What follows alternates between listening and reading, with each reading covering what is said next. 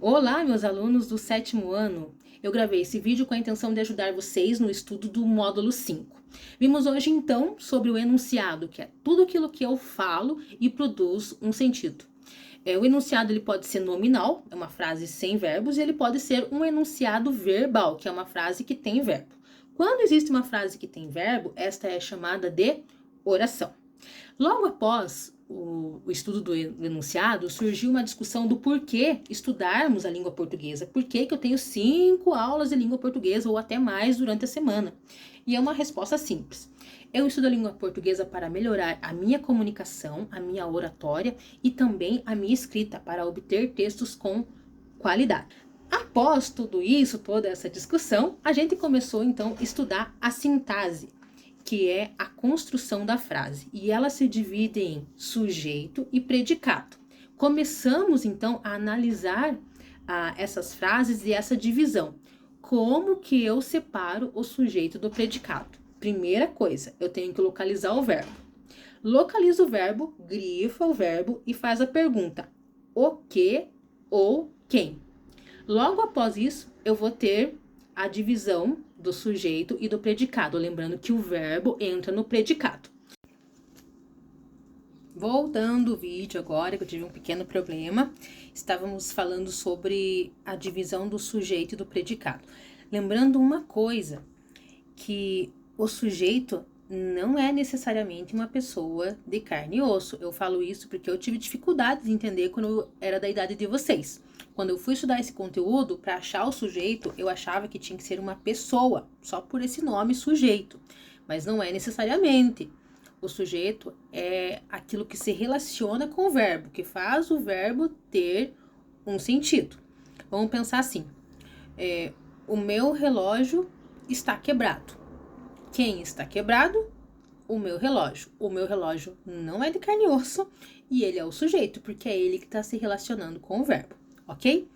Bom, existem 5 tipos de sujeito e 3 tipos de predicado, mas não se iluda, porque os 3 tipos de predicado são mais complicados do que os 5 tipos de sujeito. Na nossa prova vai cair apenas 3, que é o sujeito simples, o composto e o desinencial.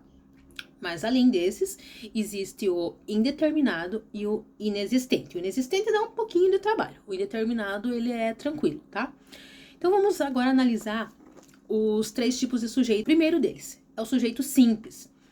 Pensando em exemplificar melhor para vocês, eu vou trabalhar com a temática do filme Procurando Nemo, que vocês, creio que já conhecem. Então, eu vou colocar uma frase agora aqui relacionada a este filme, que é assim: o peixe ficou longe de seu pai. Primeira coisa que eu tenho que fazer é achar o verbo. O peixe ficou longe de seu pai, o verbo é ficou. Pergunto pro verbo: quem ficou longe de seu pai? O peixe. Achei o sujeito e achei o predicado. O predicado é ficou longe de seu pai. Agora analise o sujeito uma coisinha. O peixe. Tem 2 palavrinhas. Qual que é a palavra mais importante? Será que é o artigo o ou é o substantivo peixe? Vamos fazer a frase só usando o. O ficou longe de seu pai. Nada a ver.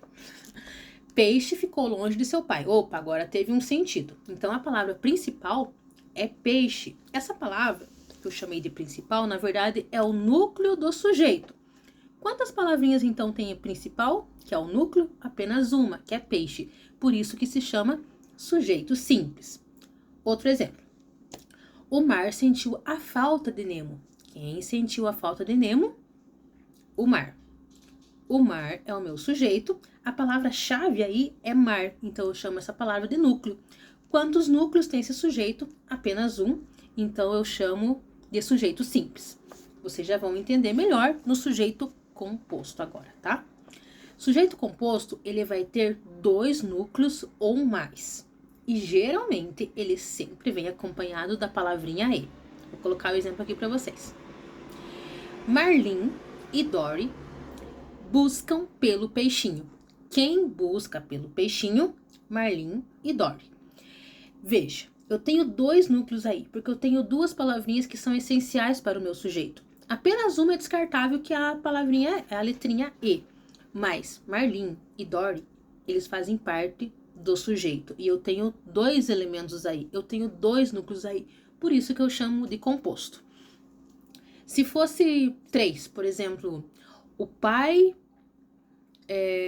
Dory e todos os seus amigos foram em busca de Nemo. Eu tenho mais elementos aí, eu tenho 3 agora. O pai, a Dory e todos os seus amigos. Eu tenho 3 núcleos. Os 3, então, fazem parte do sujeito composto. O sujeito composto é super fácil. Outro exemplo. Quando ele chega lá, né, no consultório do dentista, ele faz alguns amigos, mas ele fica preso no aquário. O prisioneiro e seus amigos armam um plano para escapar. Quem arma um plano para escapar? O prisioneiro e seus amigos. O prisioneiro e seus amigos, então, é o sujeito, e eu tenho 2 elementos aí, por isso que eu chamo de sujeito composto. E agora vamos para o nosso último sujeito de hoje, que é o desinencial. O desinencial ele tem 3 nomes. Ele pode ser chamado de desinencial, pode ser chamado de oculto ou pode ser chamado de elíptico. Todos eles têm a mesma função, que é apagar aquilo que eu sei que está lá, mas não precisa estar. Isto para quê? Para não causar repetição nos textos, para o texto não ficar tão cansativo. Vocês já vão entender o que eu quero dizer. Quando há o sujeito desinencial e o sujeito, né, não aparece em si, toda a frase, toda a oração é predicado. Vou colocar uma aqui para vocês já vão entender. Ficou triste em seu aquário. Veja, a frase ela já começa com o verbo. Você já vai grifar a primeira palavrinha, que é o verbo, você já vai grifar. Então, você vai perguntar para a primeira palavra. Quem ficou triste em seu aquário? E qual vai ser a resposta? O verbo já está dando a desinência para vocês. O verbo já está dando a resposta. Quem ficou triste em seu aquário? Ele. Mas ele não está aparecendo ali. Mas o verbo está conjugado na terceira pessoa. Eu, tu, ele ficou triste. Por isso que se chama desinencial. O verbo designa quem que é o sujeito, só que o sujeito está lá oculto. Isto acontece com o pronome eu, tu, ele, nós e vós. Com o eles não pode acontecer. Quando acontece o eles, ele cai lá para o indeterminado.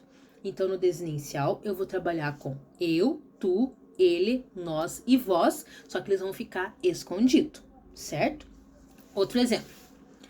Conseguimos fugir. Agora eu tô no eu lírico do peixe, né? Conseguimos fugir. Quem conseguimos fugir? Quem conseguiu? Nós conseguimos. Mas veja que o nós não tá aparecendo ali. Ele não precisa estar aparecendo para fazer sentido. Isso aí eu chamo de sujeito oculto, ou desinencial, ou elíptico.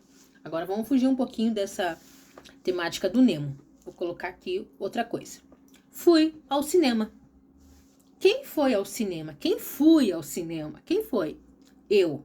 Eu fui. O fui está conjugado na primeira pessoa. Eu fui. Mas ele não está aparecendo lá. Ele se chama, então, desinencial, porque ele está escondido.